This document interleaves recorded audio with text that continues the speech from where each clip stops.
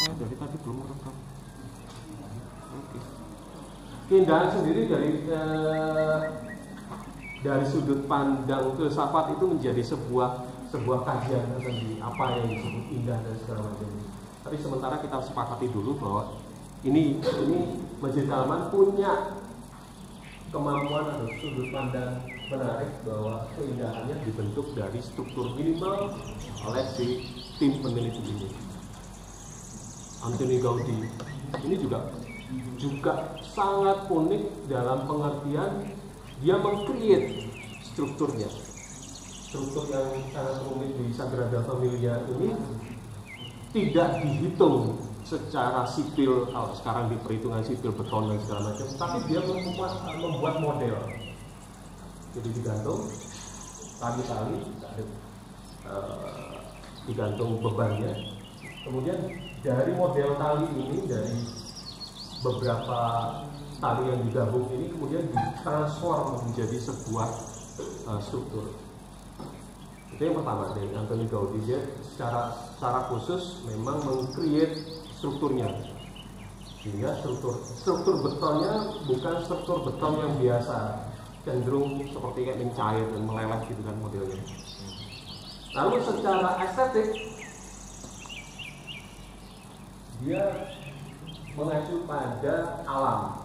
Ada yang disebut ini meniru alam, hingga ada kadal-kadalan yang research ini kemudian ditempel dengan porselen dan segala macam. Kekhasan dari Gaudi adalah di sini, tidak hanya meng-create strukturnya, jadi perhitungan struktur betonnya bukan perhitungan struktur beton yang umum, tapi dia membuat model kemudian diaplikasikan ke dalam bangunan. Kemudian dia juga memahaminya. Kenapa bisa seperti ini? Karena pemahaman terhadap alam. Jadi mengacu atau melihat apa yang terjadi di alam yang kemudian coba dia tiru. Itu Antoni Gaudi. Mimpi kayaknya biasa ya bentuk piramid dan segala macam. Tapi ternyata kalau didetailkan lebih lanjut atau kita lihat lebih lanjut, ini sambungannya cukup rumit.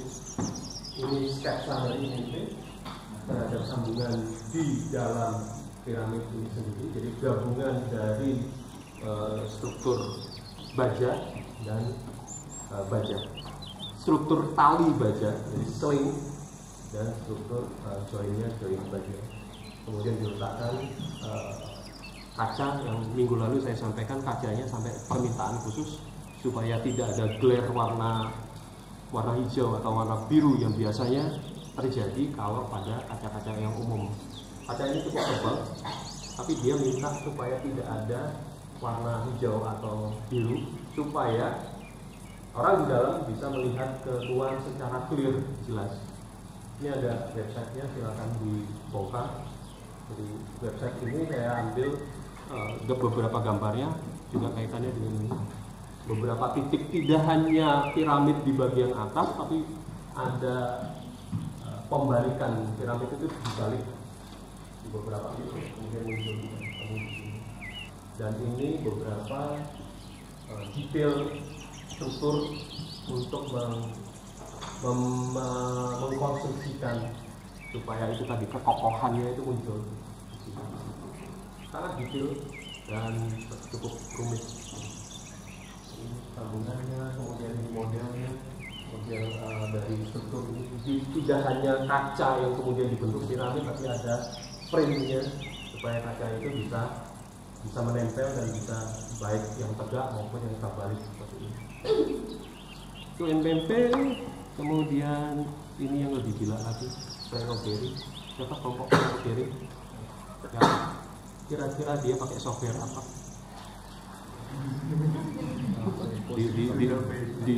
Di internet banyak sekali.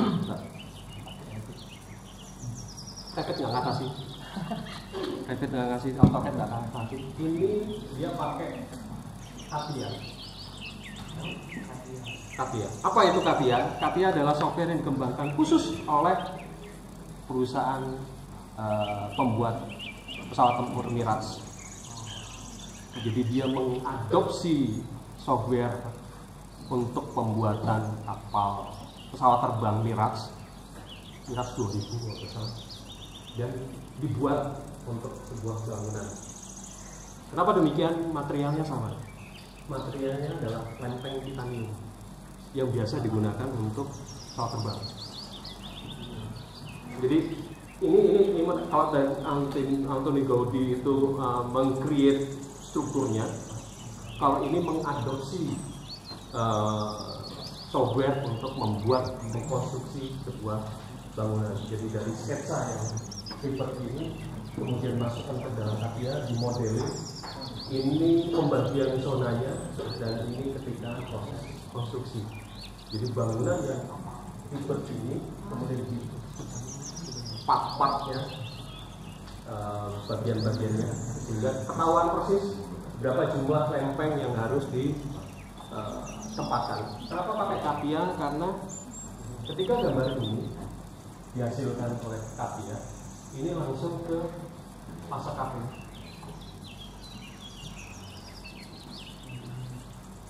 Supaya menghasilkan lempeng-lempeng yang ini. Jadi part-part yang nggak bisa ketukar dan harus diletakkan di sini. Dan kalau nggak salah koefisien kesalahannya itu 0, berapa gitu. Saya lupa pastinya. Jadi hitungannya sudah mikron bukan mili lagi, mikron. Untuk menempelkan supaya pas. Jadi itu ya kaitannya dengan struktur, kaitannya dengan pindahan dan proses bagaimana seorang Frank O'Gary membuat struktur tersebut jadi masuk akal karena dia tidak hanya coret-coretan seperti anak TK itu, tapi kemudian ditransfer ke dalam KPIA supaya bisa langsung ke hasil cutting dan masuk ke sini. Materialnya juga menggunakan material yang spesial, material yang bisa digunakan oleh pesawat terbang. Ini juga muncul ketika dia mengerjakan di Hall of Fame di Seattle, Rock Hall of Fame. Oke, ini lain lagi Peter Sumter. Siapa? Kelompoknya Peter Sumter. Jadi prosesnya juga unik. Jadi dia bikin platnya, landasannya situ. Jadi ini tahapannya dicor, kemudian di bagian yang tempat sembayangnya itu apel badannya ditinggikan lagi, dibuat untuk ini masuk, disusun balok-balok seperti ini, susunan balok-baloknya, kemudian dibungkus seperti itu, cor, balok ini kemudian dibakar. Sekian lama, saya lupa, cukup lama, 40 hari, berapa hari. Saya pasti harinya saya lupa. Dibakar habis, kemudian muncullah tekstur di bagian dalam sampai ke bau si kayu itu masih terasa. Itu yang memang diinginkan oleh si Sumter. Jadi di sini Sumter tidak hanya keindahan strukturalnya saja, tapi proses pembangunannya dan efek dari proses pembangunan tersebut. Jadi ketika kayu itu dibakar dan efeknya terhadap peribadatan. Ini bangunan itu kecil, kemudian di tengah persawahan, katakan persawahan atau perkebunan gitu, di tengah banget kecil, dan memang untuk kontemplasi, untuk meditasi dan segala macam, bukan untuk sebuah peribadatan yang dilakukan oleh orang banyak, sedikit banget. Oke, ini Sumter, kemudian ini lagi sama aja sih, sama Sahadid dan si Frank O'Gary itu sama-sama beres ya dalam tanda kutip. Ternyata tapi ketika dibongkar lebih lanjut, dipahami lebih lanjut, bentuk melengkung ini hanya sekedar selubung, bukan seperti Frank O'Gary yang tadi bangunannya benar-benar dari lempeng titanium dan strukturnya adalah struktur baja. Kalau Sahadid tengahnya ini tetap pakai struktur beton pada umumnya. Kemudian melengkungnya baru menggunakan saya lupa lempeng ya pasti bukan beton gitu. Jadi hanya selubung saja. Struktur utamanya adalah struktur beton seperti biasa, dan bentuknya bukan bentuk yang sangat rumit, bentuknya masih bentuk kolom dan balok seperti biasa. Artinya tampilannya dari yang disampaikan Sahadid ini, tampilannya adalah memang selubung, tapi bukan tanpa fungsi, ada maksudnya. Dan pembagian ini, pembagian zonasinya nanti akan kaitannya dengan tugas berikutnya. Di Zigaruban, siapa kelompok Zigaruban? Kayaknya kemarin tidak membahas yang ini ya. Ini sebuah bangunan yang memang di-create atau didesain Zigaruban untuk bencana alam. Jadi bangunan ini bisa didirikan secara cepat, murah, dan mengangkut materialnya juga tidak terlalu ribet. Jadi ini pakai selongsong karton yang biasa digunakan untuk menggulung kertas.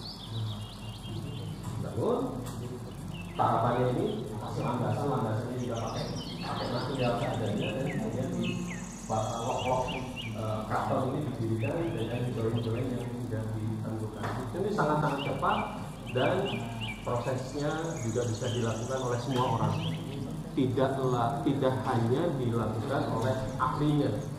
Jadi orang struktur, orang biasa juga bisa melakukannya, karena memang hanya meletakkan atau menyusun seperti itu. Model shelter ini kemudian dikembangkan lebih lanjut Zigaruban dengan ada satu gereja di New Zealand, Pak masukkan, itu memang dikembangkan dari karton tadi. Tidak hanya rumah, tapi ada museum, juga ada beberapa bangunan yang lain menggunakan cardboard paper tub yang bisa dibawa ke mana-mana. Kalau masuk ke Indonesia, ini yang dilakukan oleh Silaban. Ini gambar tangan semua, baik yang perspektif maupun potongan, dan proses konstruksinya pakai beton. Jadi ada khusus beton yang memang untuk kubah, dan ini struktur yang biasa dilakukan oleh arsitek-arsitek zaman arsitek modern. Ini yang kayak saya sampaikan kemarin dari Andra Martin, jadi sketsa tangannya ketika proses membangun rumahnya. Kenapa ini saya tampilkan? Untuk mengetahui bahwa bagaimana dia membagi zonasinya, kemudian bagaimana dia membagi gugus-gugus massa dari bangunan rumahnya. Ini yang kemarin di tempat makan, ini tangga ini menuju ke kamar. Ini kamar di bagian bawah, kamar utamanya di atasnya. Ini tangga jalur ini itu ke arah sini.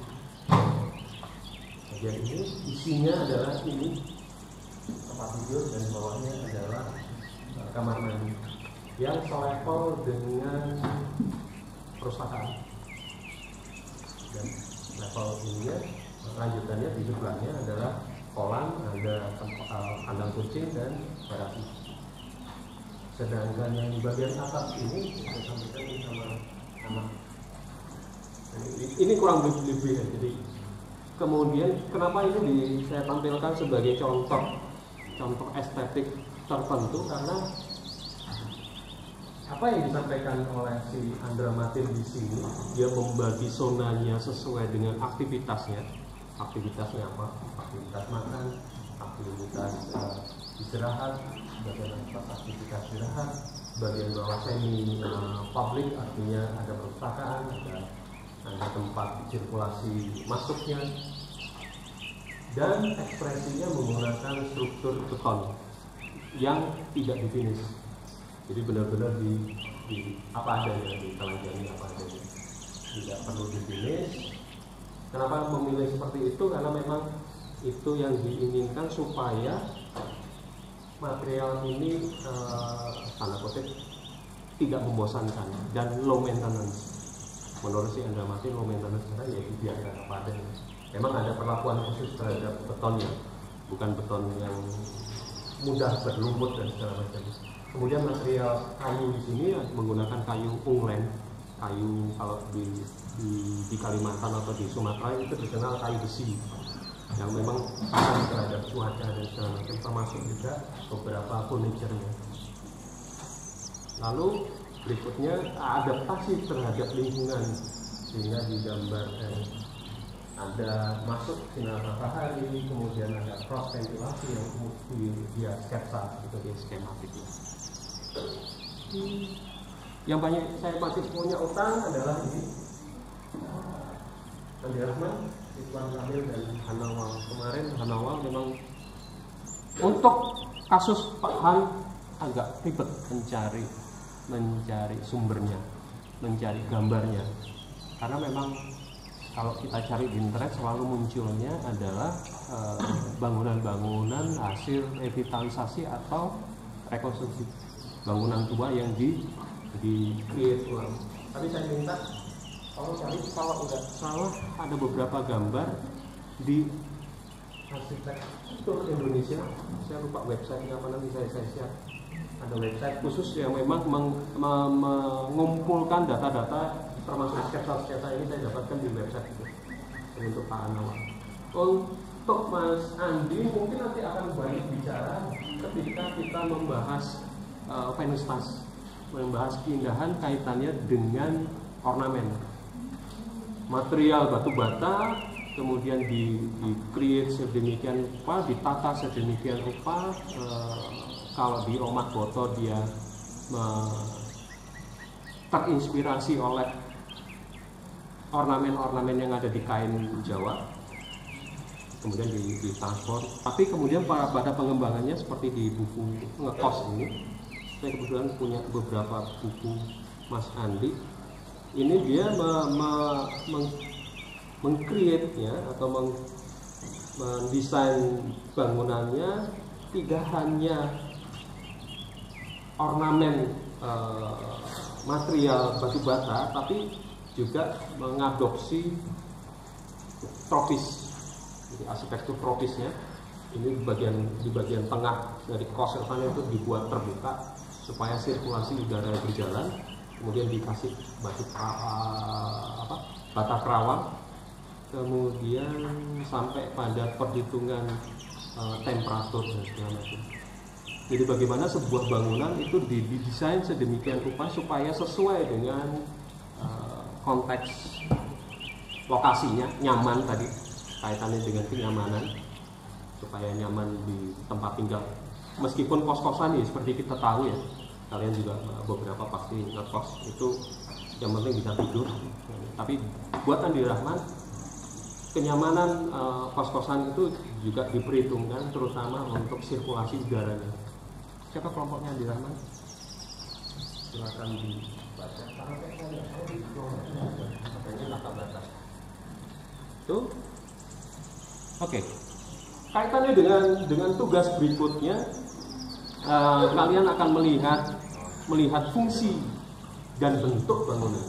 Dari kasus yang kemarin, yang tadi, yang tokoh dari yang kita bahas dari tugas pertama, kalian akan mengidentifikasi fungsinya. Di tugas ini mulai sudah ada fungsi dan bentuk. Tapi yang saya ingin perdalam adalah kalian benar-benar buka buku ini di Google Drive, Time Saver Standard for Building Type. Jadi dari fungsi bangunan yang sudah kalian lihat dan kalian identifikasi dari tokoh, masuk di bagian mana? Contoh rumah kos-kosan atau segala macam, kita residensial.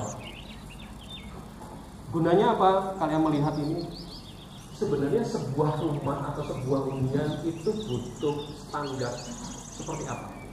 Jadi tidak hanya fungsi bangunan, kayak sebuah masjid, sebuah rumah, sebuah museum, tapi dari museum, dari rumah tersebut, mereka membutuhkan standarnya seperti apa. tidak perlu didalami standarnya apakah dia sesuai standar atau tidak, tapi dari fungsi tersebut kalian bisa lihat seperti apa standarnya. Saya cepatkan dulu contoh, nanti kita bongkar kembali. Contoh dapur untuk sebuah rumah tinggal dan dapur untuk hotel atau restoran itu standarnya berbeda banget. Ini yang biasa dilakukan orang atau ditempatkan orang sebagai standar dapur di rumah tinggal. Sedangkan ini layout untuk sebuah restoran atau kitchen dari hotel atau pendidikan tata boga. Jadi kita akan lihat masing-masing fungsi bangunan ini. Kalian akan lihat sebenarnya butuh standar seperti apa. Bahkan sekolah juga akan didetailkan. Sekolah dasar atau sekolah menengah atas itu punya spesifikasi tertentu. Kampus juga, college itu punya seperti Pak Nawal itu kan kampus punya keperluan atau punya beberapa ruang yang harusnya ada. Katakanlah yang pasti classroomnya seperti apa. Jadi silahkan dibongkar di buku ini. Buku ini cukup tebal tapi isinya adalah bicara tentang standar-standar tersebut.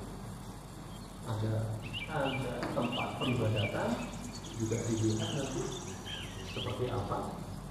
Kemudian bangunan pemerintahan, ada bangunan yang kaitannya dengan budaya, museum, galeri, dan macam-macam teater seperti Saadit dan segala macam ini kan kaitannya di sini. Sebenarnya sebuah teater itu butuhnya seperti apa sih? Lalu ini komersial, shopping mall dan segala macam, dan ada juga transportasi, airport, pelabuhan, pokoknya. Ini juga kaitannya dengan industri. Saya nggak tahu apakah, kayaknya nggak ada dari kasus kalian. Ada tempat rekreasi macam-macam untuk olahraga, stadion dan segala macam. Begitu kurang lebih untuk penjelasan singkatnya. Dan memang sekitar setengah 10, masih ada sekitar 12 menit. Saya harus bergabung di proposal bawah. Oke, ada pertanyaan sampai sini dulu. Kaitannya dengan ini tadi. Kenapa ada 3 skema? Saya ingin menjelaskan bahwa ini yang biasa dilakukan oleh Vitruvius dan ini kemudian pengembangannya. Bahwa tidak hanya architectural design, tapi dia fokus ke form. Ini nanti kaitannya dengan tugas 4, bagaimana bentuk itu juga memikirkan fungsinya kan, secara struktural juga, secara geometrinya juga, dan keindahan yang lebih ke persepsi. Lalu di sini adalah penilaian sebuah karya arsitektur.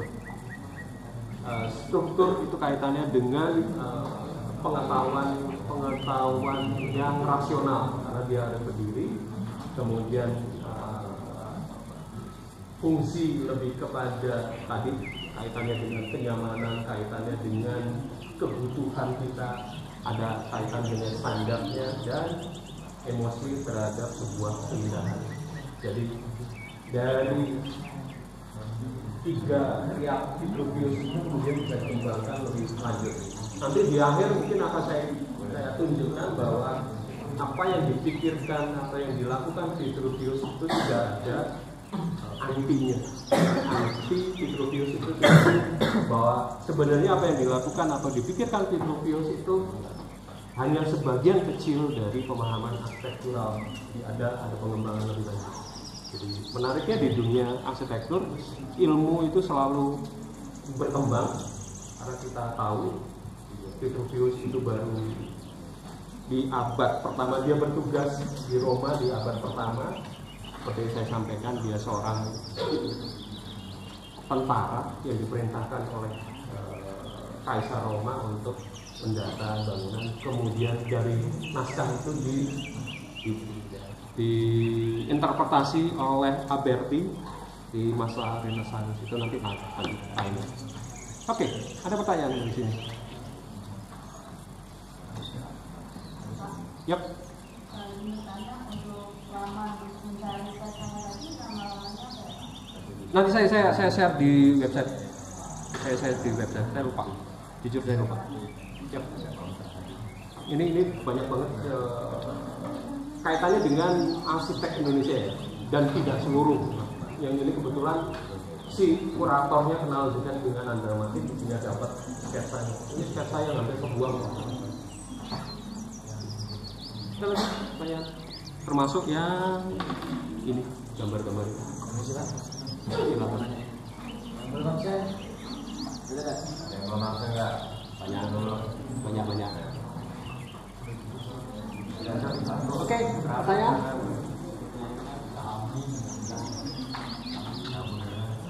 Oke, kalau tidak ada pertanyaan, bukan menutup, tapi minggu depan ada kuliah tamu dari alumni angkatan 2013 di hari Selasa. Pak Antabrahan dengan studio saya sudah izin dengan Bu Almira dan tim PA1 untuk kalian akan pindah kuliah ke kampus Palembang, dan kita akan bicara bersama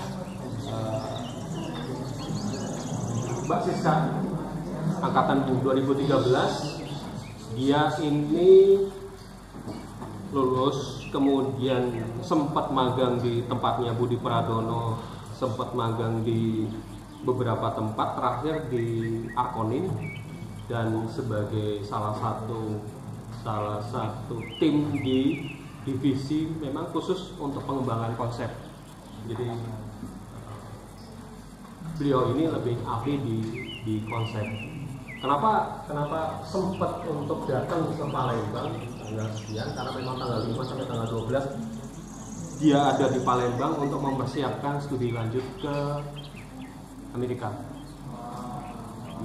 University of Washington di Seattle. Jadi dia pulang dulu untuk persiapan berangkat.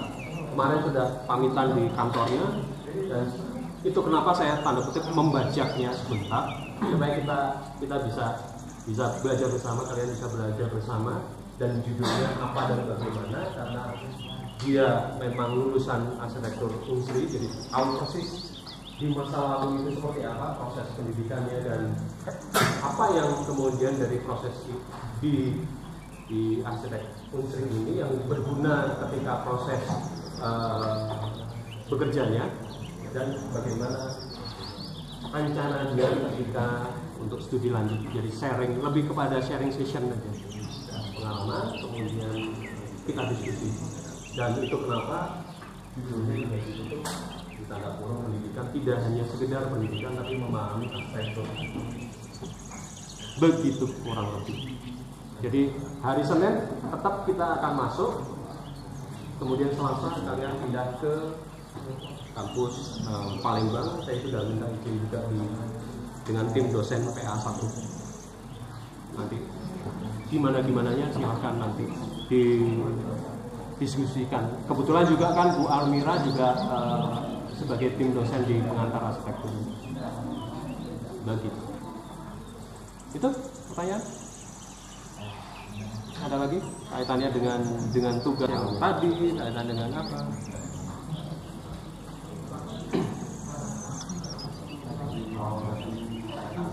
Siapa?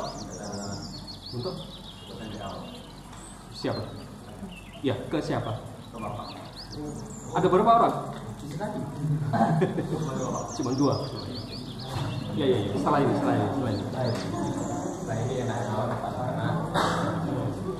Oke, ada lagi?